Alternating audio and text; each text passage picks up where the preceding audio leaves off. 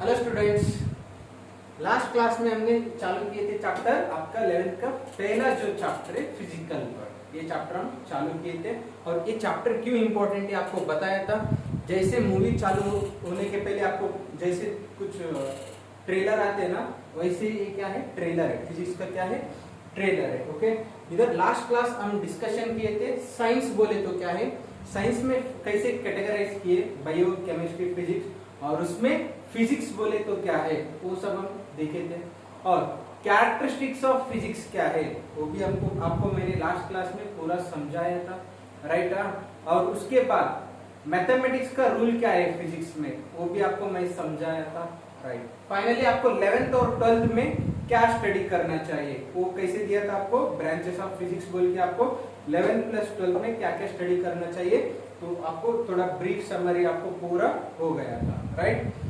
So last class में बचा था ओके चैप्टर के रिलेटेड कुछ फंडामेंटल फोर्सेस के बारे में। ओके, वो आज आपको लेना। Okay, see okay, right the heading fundamental forces in nature. Okay, fundamental forces in nature.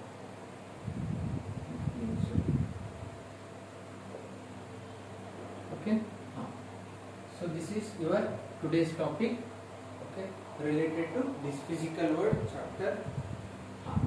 So there are four fundamental forces है नेचर में। कितना है fundamental forces? There are four fundamental forces. Those are, remember, okay, एक है gravitational force, gravitational force, okay.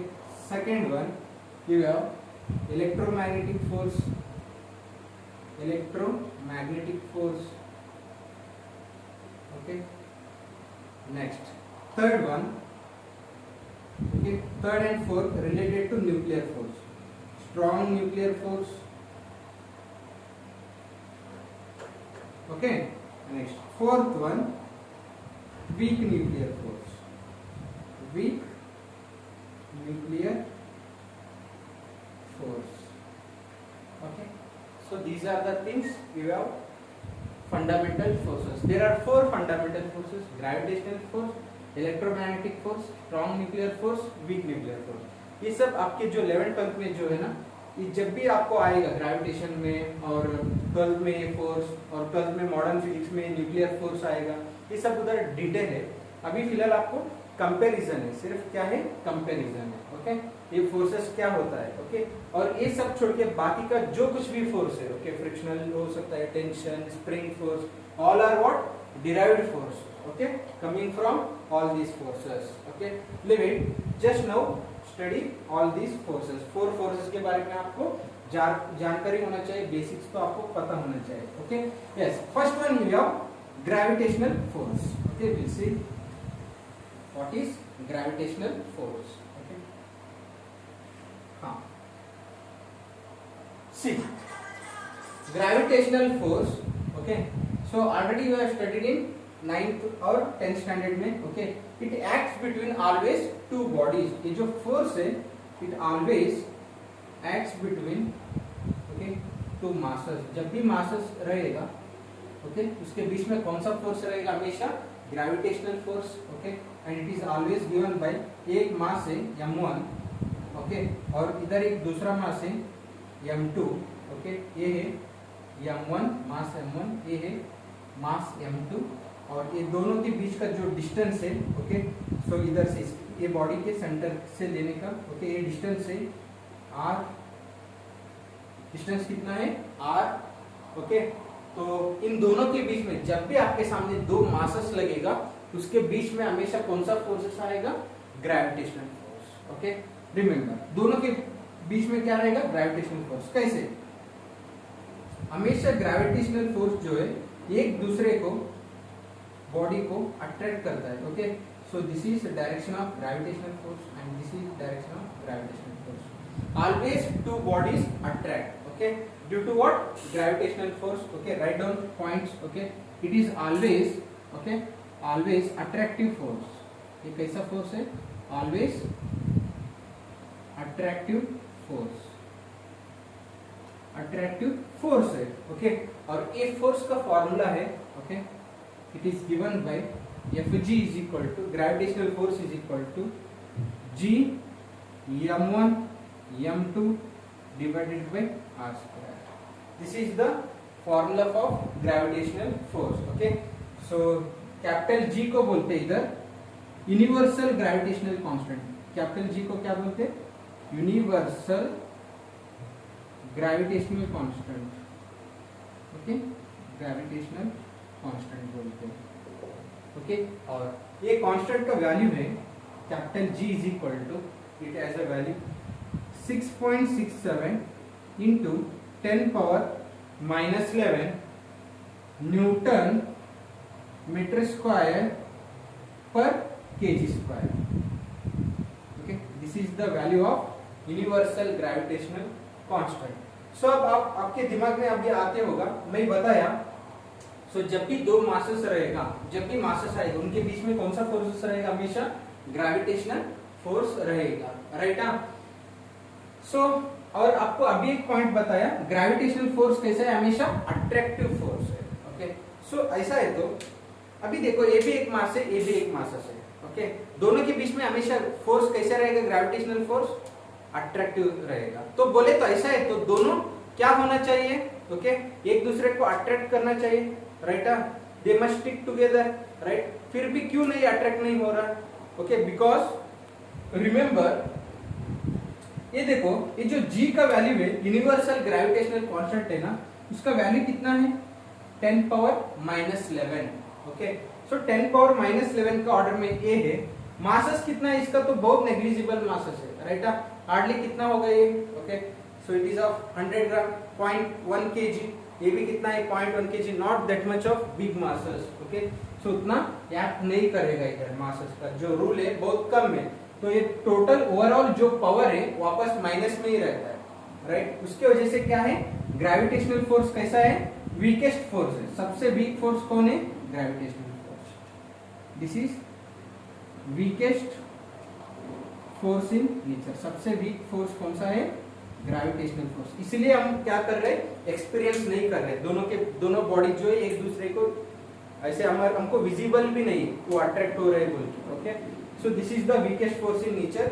Reason behind this is G।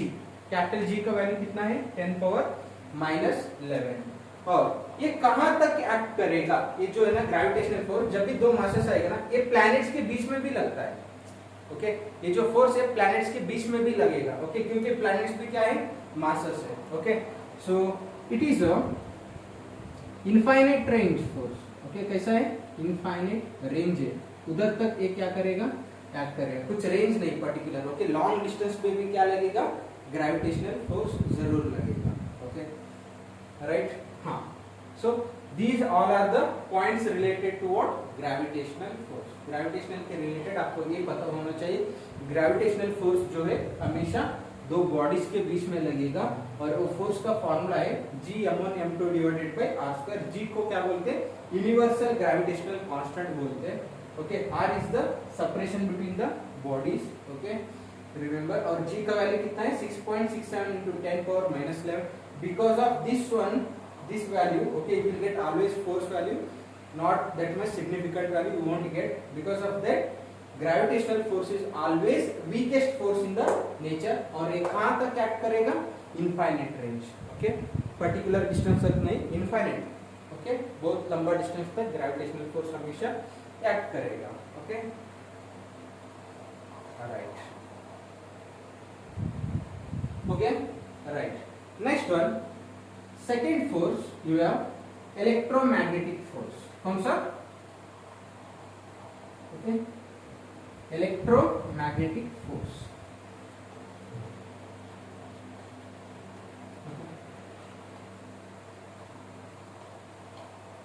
Right, so second one you have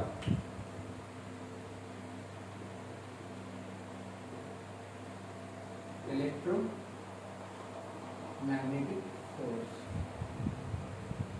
okay, ये है second force, second fundamental force. Okay, so remember, अभी gravitational force जो है it always acts between the what? Body MASS होना चाहिए, तब आपको क्या मिलेगा, ग्रेविटेशनल फोर्स मिलेगा, राइट। वैसे इलेक्ट्रोमैग्नेटिक फोर्स किसके बीच में रहेगा बोले थे, it always acts between charges. किसका केसेस है, charges, acts between charges. Okay, charges के बीच में क्या रहेगा हमेशा, ये इलेक्ट्रोमैग्नेटिक फोर्स आएगा। ओके, मैं सेपरेटली बताता हूँ इलेक्ट्रिक फोर्स कब लगेगा और मैग्नेटिक फोर्स कब लगेगा। Okay, right, see here, so ये फोर्स हमेशा चार्जेस के बीच में रहेगा। See you have a charges, okay, एक पॉजिटिव चार्ज, एक इधर एक क्या है, पॉजिटिव चार्ज। ओके, नहीं तो दोनों क्या करेंगे, नेगेटिव चार्जेस लेंगे, नहीं तो दोनों एक पॉजिटिव लेंगे एक नेगेटिव चार्ज। ये क्या है, charges. Okay, so remember charges में क्या होता है, always same charges ripple each other. ये दोनों कैसा चार्ज है, सेम चार्ज, मतलब एक दूसरे को क्या करेगा, रिपल करेगा। इसके ऊपर फोर्स इस तरफ लगेगा, ओके, वैसे इसके ऊपर फोर्स इस तरफ, क्योंकि दोनों क्या करेंगे, एक दूसरे को रिपल करेगा। Always same charge what, repel each other. Same है तो क्या करेगा, रिपल्शन। ओके, डिफरेंट है तो क्या करेगा, डिफरेंट चार्जेस है तो क्या रहेगा, attract. They both attract each other. Okay, अब एक केस में दोनों नेगेटिव चार्ज है, ये इसको देख के इसके ऊपर फोर्स इस तरफ लगेगा और ये इसको देख के इसके ऊपर फोर्स इस तरफ, repulsion. Okay, this is the direction of forces. इधर एक केस में दोनों कैसा है, डिफरेंट चार्जेस है, different charges always attract each other. इसको देख के फोर्स इस तरफ लगेगा और इसको देख के इस तरफ। These are the direction of force. और ये फोर्स का फॉर्मूला है, okay, this is electrostatic force. इसका फॉर्मूला है K Q1 Q2 divided by R square. ये फॉर्मूला कहाँ से आया बोले तो, Q1 Q2 बोले तो दो चार्जेस है, see there are two charges Q1 and Q2, दोनों के बीच में सेपरेशन है R। ओके, और दोनों के बीच में फोर्स हमेशा कैसा रहेगा, या physical to K Q1 Q2 divided by R square, मतलब R बोले तो distance between two charges. Remember ये जो इलेक्ट्रोमैग्नेटिक फोर्स है, okay, this force is analogous to gravitational force, उसके एनालॉगस है, ओके, सिमिलर है। ओके, इधर चार्ज की जगह उधर क्या थे, मास थे, राइट, और इधर k की जगह वो g था। ओके, इधर k का वैल्यू है 1 divided by 4 pi epsilon not बोलते हैं। Epsilon not is nothing but permittivity of free space. ये सब आपको 12th के फर्स्ट चैप्टर में बहुत डिटेल है। ओके, और इसका वैल्यू रहेगा हमेशा 9 into 10 power 9 रहेगा, 9 into 10 power 9। Okay, this is the unit of this one, के 9 into 10 power 9 उसका वैल्यू रहेगा। ये होगा आपका इलेक्ट्रिक फोर्स। ओके, इसको बोलते हैं इलेक्ट्रिक फोर्स। मैग्नेटिक फोर्स कब लगेगा बोले तो, okay, so magnetic field will be applicable for moving charges. Okay, किसके लिए, मैग्नेटिक फोर्स किसके लिए रहेगा, मूविंग चार्जेस के लिए। मैग्नेटिक फोर्स जो है it is always, okay, applicable for moving charges. Remember only this much, because now you are entering in 11th। Okay, so it will all come in 12th। Moving charges के लिए क्या लगेगा, moving charges के लिए आपको magnetic force observe कर सकते हो। ओके, रिमेंबर, ओके, सपोज इधर मैग्नेटिक फील्ड है, okay, if there are magnetic field, okay, magnetic field lines है, अगर इसमें जब भी चार्ज मोशन पे आ गए ना तो क्या लगेगा, फोर्स लगेगा, और वो फोर्स का वैल्यू है मैग्नेटिक फोर्स का, okay, which is equal to QVB sin theta, okay, ये है फॉर्मूला, ये आपको 12th में आएगा। ये सिर्फ चार्ज का हो गया। वैसे करंट कैरिंग वायर आए तो इधर BIL sin थीटा बोल के आएगा। Q बोले तो चार्ज है, V बोले तो velocity of this charge, B बोले तो क्या है, मैग्नेटिक फील्ड है। Okay, just right now remember this much. Okay, so electromagnetic force हमेशा किधर लगेगा, चार्जेस के बीच में। ओके, एक इलेक्ट्रिक फोर्स है, एक magnetic force. Okay, magnetic force कब लगेगा, जब चार्ज मोशन पे रहेगा। ओके, सो किसमें, मैग्नेटिक फील्ड में। तो तब इसके ऊपर मैग्नेटिक फोर्स लगेगा QEB sin थीटा। और दो चार्जेस है बोले तो उसके बीच में फोर्स कितना रहेगा, दो चार्जेस के बीच में सेपरेशन R है तब फोर्स कितना रहेगा KQ1 Q2 by R square। Okay, so this one called as a Coulomb's law भी बोल सकते हो। Okay, so this is enough. Okay, आपको इंट्रोडक्शन चाहिए, सिर्फ और सिर्फ इंट्रोडक्शन चाहिए। ओके, ट्रेलर के लिए इतना काफी है। Okay, right. नेक्स्ट ये हो गया electromagnetic force. Okay, next one, मतलब this force is stronger than okay gravitational force. Okay, stronger than gravitational force है। Okay, it is stronger than okay gravitational force FG, gravitational force है strong है। अब ये भी कैसा फोर्स है, ये भी इनफाइनाइट रेंज फोर्स है, इनफाइनाइट रेंज, इसके लिए भी कुछ लिमिट नहीं, इनफाइनाइट रेंज तक ये क्या करेगा, फोर्स लगेगा इसके ऊपर। और उसके साथ ओके, उसके साथ अभी एक पॉइंट है, ये जो सेपरेशन है ना, okay this separation it must be greater than, okay R must be greater than 10 power minus 15 metre, तभी क्या कर सकते हैं आप, ये फोर्स को अप्लाई कर सकते हैं। ये जो सेपरेशन है ना 10 पावर माइनस 15 से क्या होना चाहिए, उससे भी ज्यादा होना चाहिए, क्योंकि ना because 10 power minus 15 it is nothing but atomic level. Atomic level तक आप कभी भी 10 दैट इज साइज ऑफ जो एटम है ना 10 पावर माइनस 10, न्यूक्लियस का कितना है 10 पावर माइनस 15 मीटर रेंज रहता है, उधर तक आप अप्लाई कर सकते हैं। न्यूक्लियस के अंदर आप ये जो फोर्स है काम नहीं करेगा, remember. Okay, so these are the points. So this force is stronger than gravitational force, it is also infinite range, और इसका डिस्टेंस कितना होना चाहिए ये। और इसके साथ अभी एक पॉइंट आपको देना चाहता हूं। ओके, ये जो फोर्स है it depends on medium, depends on medium.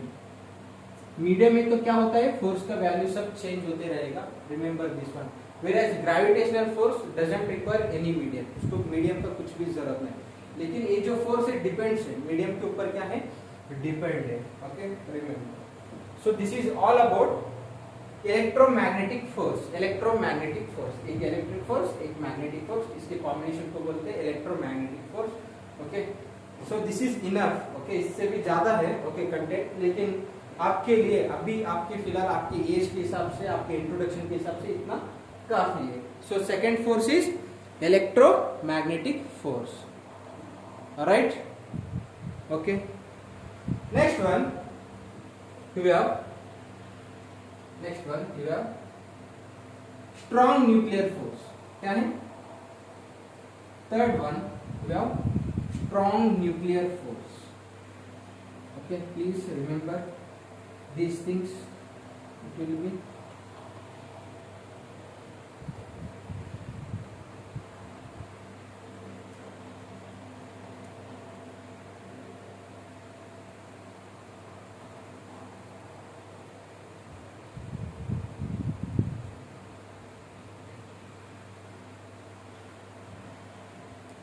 alright।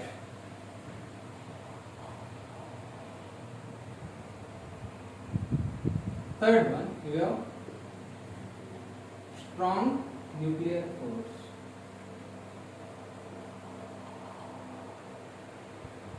okay, third one you have strong nuclear force। ये क्या होता है, strong nuclear force क्या हो सकता है, से एक एग्जांपल लेता हूं आपको। ओके,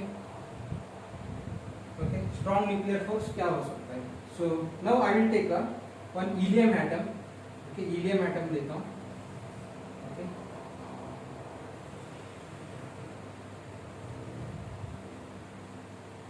ये कौन सा है, this is of helium. okay, helium का एटम लेता है ऐसे। ओके, सी बाहर ओके दो इलेक्ट्रॉन घूम रहे हैं। Okay, electrons are roaming here, okay, revolving around the nucleus। okay, centre पे कौन है, सेंटर पे आपके पास है। ओके, सेंटर पे कितना है, 2 प्रोटॉन और दो न्यूट्रॉन है, ओके, दो क्या है, प्रोटॉन, ओके, उसके साथ क्या है, दो न्यूट्रॉन क्या है इसमें, ओके, ये दोनों क्या है, न्यूट्रॉन है, ये एक और ये एक, ओके, और इसके साथ दोनों क्या है, इसमें दो न्यूट्रॉन है और उसके साथ दो प्रोटॉन है, ओके, ये न्यूट्रॉन से ब्लू कलर शेड वाला न्यूट्रॉन है, ये क्या है, दो प्रोटॉन्स, ये न्यूक्लियस के अंदर, ओके, ये कौन सा है, helium atom, okay, helium atom में। देखो अब मैं क्या करता हूँ, ओके, इसको ये दो इलेक्ट्रॉन को रिमूव करता हूँ, ओके, ये बाहर का जो दो इलेक्ट्रॉन है इसको क्या करता हूँ, रिमूव करता हूँ। अब क्या बचा है, सिर्फ न्यूक्लियस लीजिए, ओके, ये जो हीलियम का है ये न्यूक्लियस को बोलते हैं, इसको चाहे तो दिस इज नथिंग बट इसको ही बोलते हैं अल्फा पार्टिकल, क्या बोलते हैं, अल्फा पार्टिकल भी बोल सकते हैं। जब दो प्रोटॉन रहता है और दो neutron, it is nothing but what, nucleus of helium, इसको चाहे तो क्या बोल सकते हैं, न्यूक्लियस ऑफ हीलियम। इसका एटॉमिक नंबर कितना है, 2, मास नंबर कितना है, 4, ओके, मास नंबर से आपको क्या पता चल रहा है, न्यूक्लियस के अंदर टोटल प्रोटॉन प्लस न्यूट्रॉन मिलके कितना है, टोटल 4 है, ओके, सिर्फ न्यूट्रॉन कितना है, ये 4 - 2 करने का, that is A - Z, 2 neutron से और 2 क्या है अंदर, प्रोटॉन से, ओके, ये एटॉमिक नंबर आपको क्या बताएगा, नंबर ऑफ प्रोटॉन्स नहीं तो नंबर ऑफ इलेक्ट्रॉन्स बताएगा, ओके, सो रिमेंबर। अब ओके, इसलिए मैं आपको लिमिटेशन दिया हूं, okay, actually size of nucleus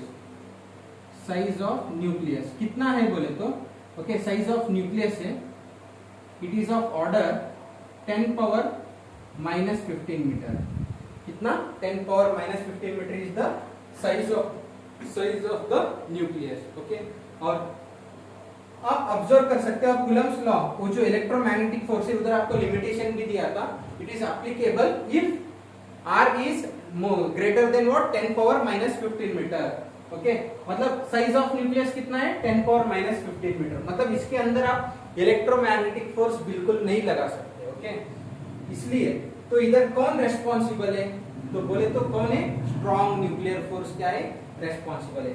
ये तो न्यूट्रॉन तो क्या है, चार्जलेस है, राइट, ये न्यूट्रॉन्स कैसा है, चार्जलेस, मतलब उनके बीच में इंटरेक्शन नहीं होता। लेकिन प्रोटॉन्स कैसा है, दोनों पॉजिटिवली चार्ज है, मतलब ये दोनों क्या होना चाहिए, रिपल होकर दूर होना चाहिए, लेकिन वैसे हो रहा है क्या, नहीं, तो इसके लिए रेस्पॉन्सिबल कौन है, स्ट्रॉन्ग न्यूक्लियर फोर्स, कौन है, स्ट्रॉन्ग न्यूक्लियर फोर्स की वजह से क्या हो रहा है, वो सब प्रोटॉन सब किधर है, अंदर है, ओके, स्ट्रॉन्ग न्यूक्लियर फोर्स की वजह से क्या है, अंदर प्रोटॉन को क्या कर दिया, वो बाइंड करके रख दिया, so responsible is which one, strong nuclear force. समझ में आ रहा, any difficulty, no, right, okay, हाँ, और ये फोर्स जो है कैसे भी लग सकता है, ओके, इट बिटवीन प्रोटॉन के बीच में हो सकता है, ओके, और प्रोटॉन न्यूट्रॉन के बीच में हो सकता है, नहीं तो न्यूट्रॉन के बीच में हो सकता है, इंटरेक्शन कैसे भी हो सकता है स्ट्रॉन्ग न्यूक्लियर फोर्स का, प्रोटॉन के बीच में हो सकता है, प्रोटॉन न्यूट्रॉन के बीच में, नहीं तो न्यूट्रॉन के बीच में ये फोर्स लग सकता है, and it is always attractive force, कैसा है, attractive force, okay, attractive force,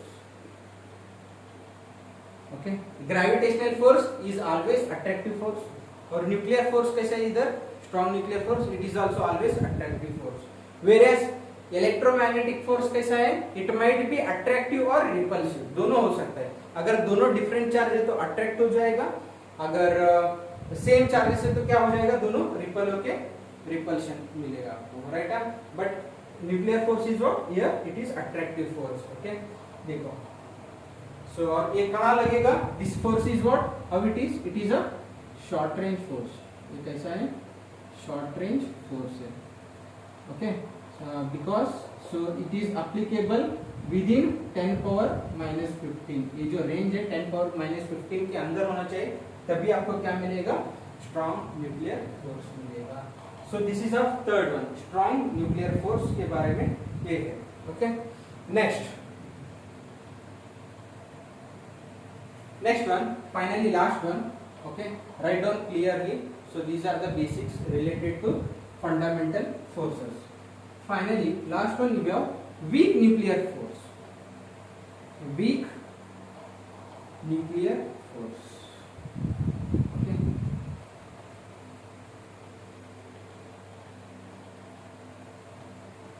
right, you have next one, okay, weak nuclear force, fourth one, okay, weak nuclear force, ये फोर्स कब लगेगा, ओके, ये भी बहुत सिंपल है, okay, that is, okay, here you have proton, okay, here you have neutron, okay, right। So nucleus के अंदर क्या होते रहेगा बोले तो कभी कभी, ओके, ये जो न्यूट्रॉन है it will get converted into proton, neutron क्या बनने जाता है, प्रोटॉन बनने जाता है। जब भी न्यूट्रॉन, ओके, प्रोटॉन में कन्वर्ट हो जाएगा, ओके, तो तब क्या करेगा, ये इलेक्ट्रॉन को एमिट करेगा, किसको एमिट करेगा, इलेक्ट्रॉन को एमिट करेगा, और उसके साथ एंटी न्यूट्रिनो, किसको, एंटी न्यूट्रिनो को, ये जो पार्टिकल है इसको एमिट करेगा, okay, whenever neutron is going to converted into proton, okay.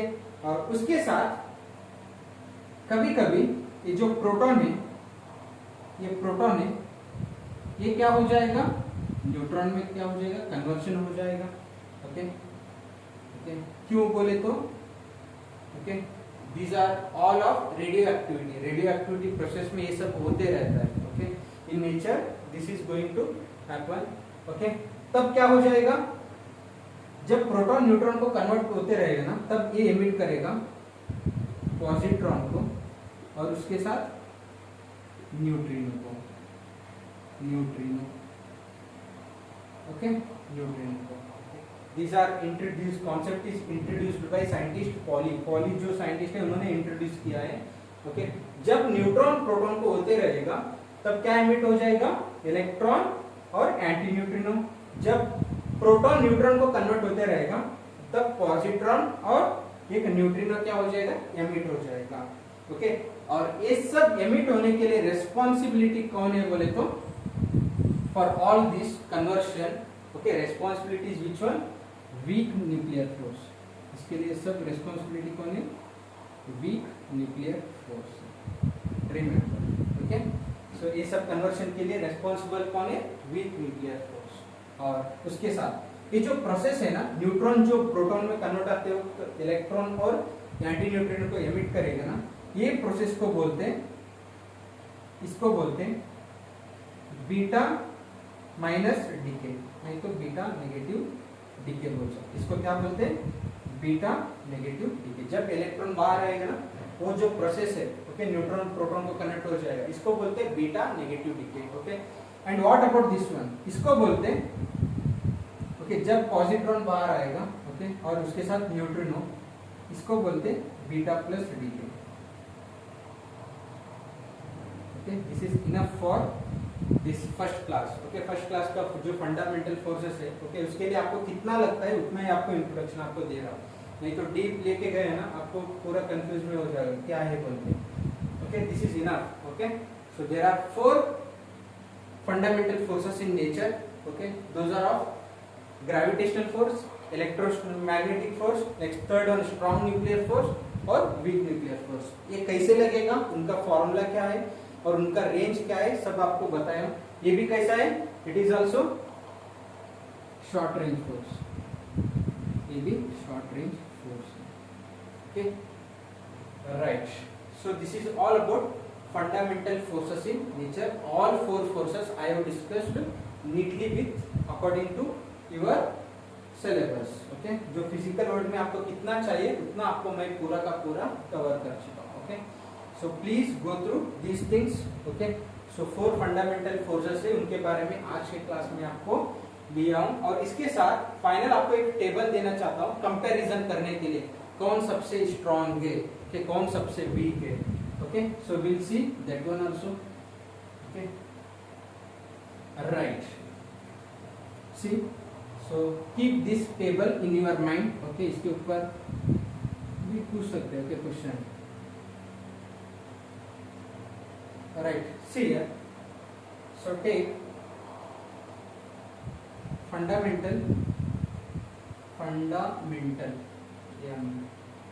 Fundamental force. Okay, इस तरफ फंडामेंटल फोर्स लीजिए और इस तरफ relative strength. Okay, relative strength लीजिए। Okay, these are your forces and here this table will show you which one is stronger, which one is weaker। okay, कितने times strong है, कितने टाइम्स वीक है। Okay, सब आप इधर से आपको पता चलेगा। ओके, फर्स्ट वन कौन सा फोर्स लिए, हम क्या करेंगे, रेफरेंस लेके लेंगे। ओके, फर्स्ट वन लेंगे strong nuclear force. Strong nuclear force, इसको रेफरेंस लेके जाएंगे। Okay, next one gravitational force. Next कौन आएगा, ग्रेविटेशनल फोर्स लीजिए। Okay, third one take weak nuclear force. मतलब ऑर्डर के हिसाब से मैं लिख रहा हूँ। ओके, उसका जो स्ट्रेंथ है उसके हिसाब से लिख रहा हूँ, नीट रहेगा। ओके, और फोर्थ वन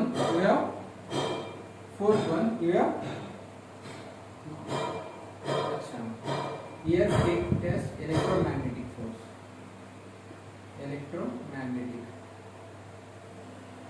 इलेक्ट्रोमैग्नेटिक फोर्स लीजिए और लास्ट में ग्रेविटेशनल फोर्स। ओके, अब देखो रेफरेंस क्या करेंगे, इसको 1 रखेंगे। ग्रेविटेशनल फोर्स का स्ट्रेंथ कितना है, 1 बोल के रखेंगे। इलेक्ट्रोमैग्नेटिक फोर्स इससे वीक है। किससे वीक है, इलेक्ट्रोमैग्नेटिक फोर्स है ना, स्ट्रॉन्ग न्यूक्लियर फोर्स से भी क्या है, वीक है। कितने टाइम्स बोले तो 10⁻²। कितने times, 10⁻² times which one, electromagnetic force is okay weaker than what, strong nuclear force. और उसके बाद वीक न्यूक्लियर फोर्स, ये कितने टाइम्स कम में न्यूक्लियर फोर्स है, 10⁻13 टाइम्स। कितना, 10⁻13 times it is weaker than what, strong nuclear force. उससे इतने टाइम्स क्या है, कम में। और फाइनली ग्रेविटेशनल फोर्स जो है it is 10⁻38 times weaker than what, strong nuclear force. These are the relative strength of all these forces. इधर से आपको क्या पता चल रहा है, सबसे स्ट्रॉन्गेस्ट फोर्स कौन है। ओके, सबसे स्ट्रॉन्ग फोर्स कौन है, स्ट्रॉन्ग न्यूक्लियर फोर्स है। स्ट्रॉन्ग न्यूक्लियर फोर्स सबसे स्ट्रॉन्गेस्ट फोर्स, ये दुनिया में जो है ना सबसे स्ट्रॉन्ग फोर्स कौन सा है, strong nuclear force, which is greater than what, electromagnetic force. Okay, it is greater then, it is more stronger than what, electromagnetic force, and this force is okay stronger than which one, weak nuclear force, and this force is stronger than gravitational force। okay, this is the relative strength of what, all fundamental forces। ये order याद रखो, सबसे strong कौन है, सबसे strong है strong nuclear force, सबसे week कौन है, सबसे वीक है gravitational force. This is what, much stronger. हम क्या कर रहे हैं, मच स्ट्रॉन्गर से किधर, किसके तरफ जा रहे हैं, मच वीकर। ओके,